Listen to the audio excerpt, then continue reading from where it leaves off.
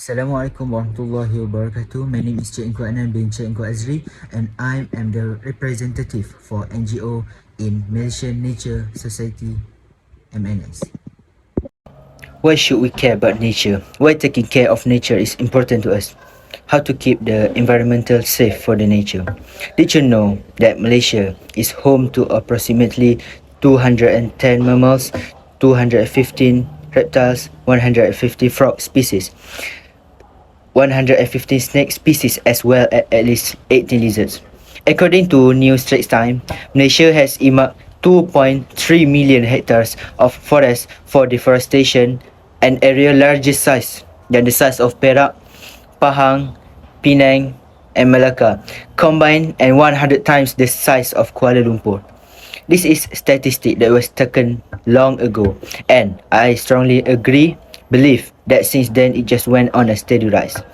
Let me give you a situation. For every piece of paper you you are taking away of the home of animals that didn't even do anything but to you. For every block of wood you use to create your home, you are stealing the food sources and homes of innocent animals.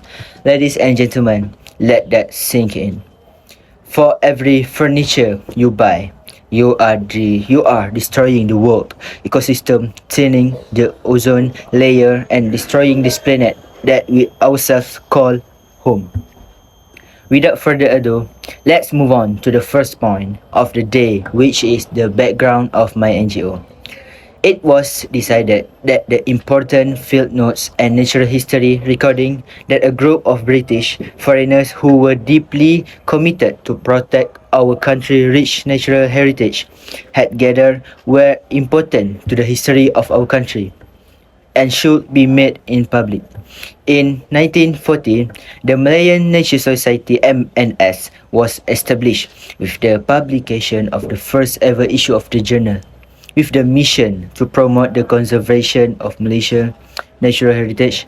MNS headquarters in Kuala Lumpur have expanded from a core of society volunteers to a team of 24 dedicated staff members who manage daily operations. We have been at the forefront of conservation in Malaysia for the past 8 decades, bringing about change via habitat preservation and environmental education.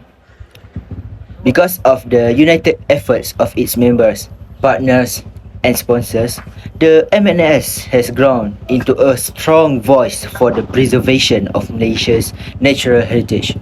We shall continue to make our message by promoting and maintaining excellent environmental management in this country.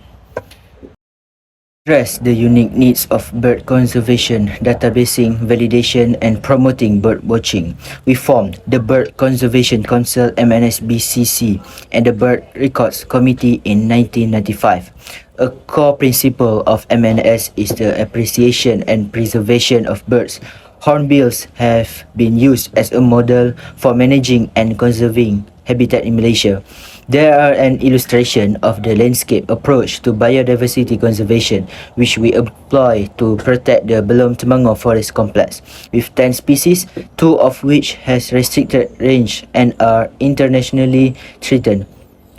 They are also used to support globally endangered bird species. With the visions for Malaysia's natural heritage and rich biological diversity to be effectively protected, managed and conserved for the benefit and appreciation of all Malaysians. MNS aims to conserve the rich and diverse biodiversity found in Malaysia. This includes protecting endangered species, preserving natural habitats, and promoting sustainable ecosystem management. The society predicts a time where Malaysians are knowledgeable about environmental concerns and actively involved in conservation efforts. They aim to advance environmental awareness and education, particularly among young people. Youth can contribute significantly to environmental protection. The younger generation is more accountable for protecting the environment. This is so that future generations can more easily adopt new strategies to environmental protection. If nothing done to stop the fast damaging environment, it is also the generation that will be most affected. The young people of today are going to suffer the consequences of the environmental protection decisions we make or don't make today. Junior Environmental Leader Series hashtag Break Up with Plastics is an environmental project based program for the Club Pecinta Alam schools.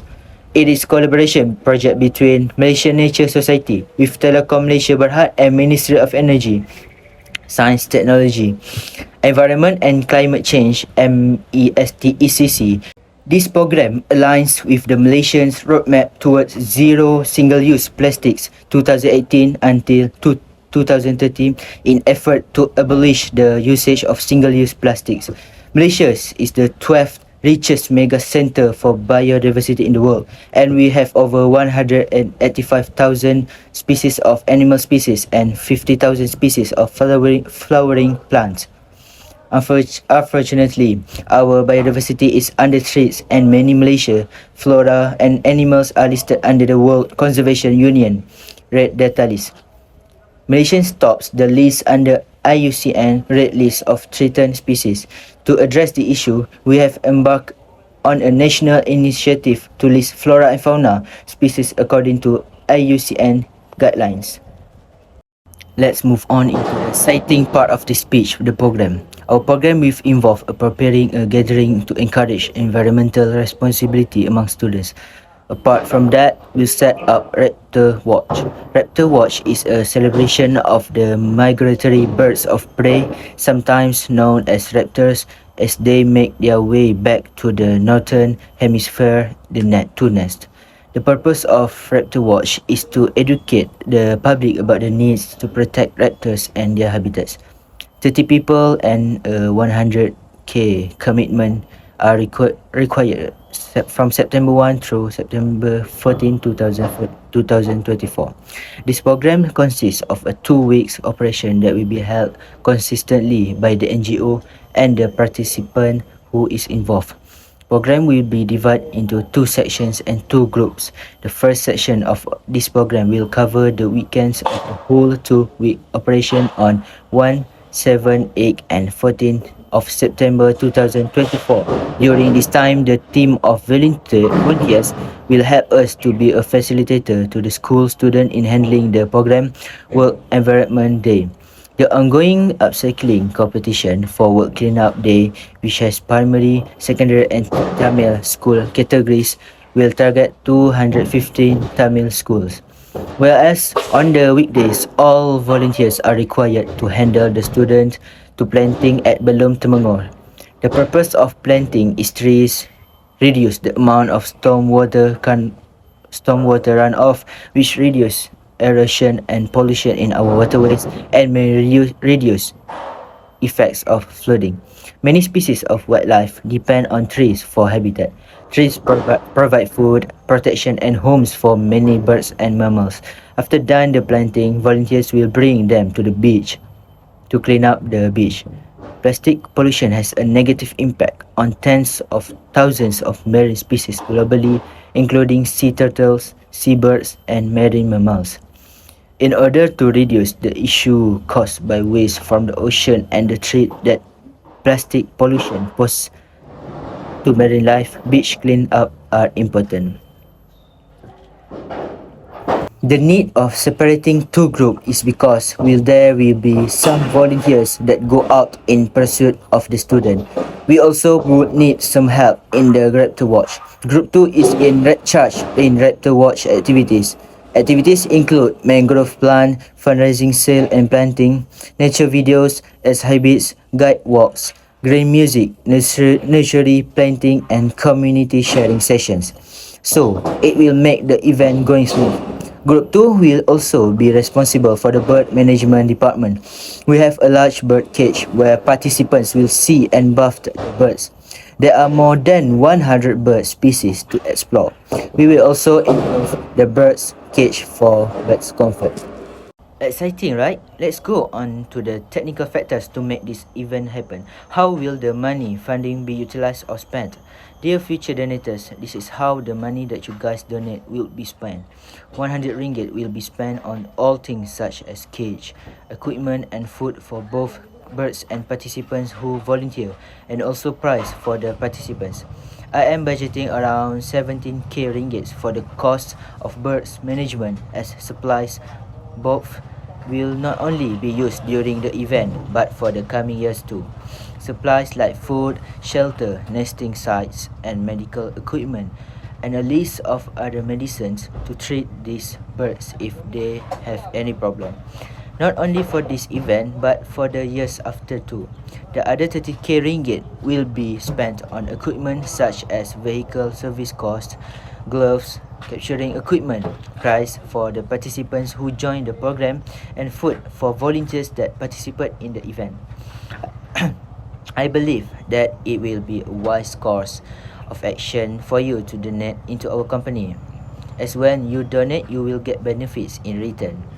First is that your firm will now be acknowledged by multiple government entities. Not only this helps you in the form of reputation among the government agencies, but this will also help you when you apply for the tax exemption with the tax agency that is under the government.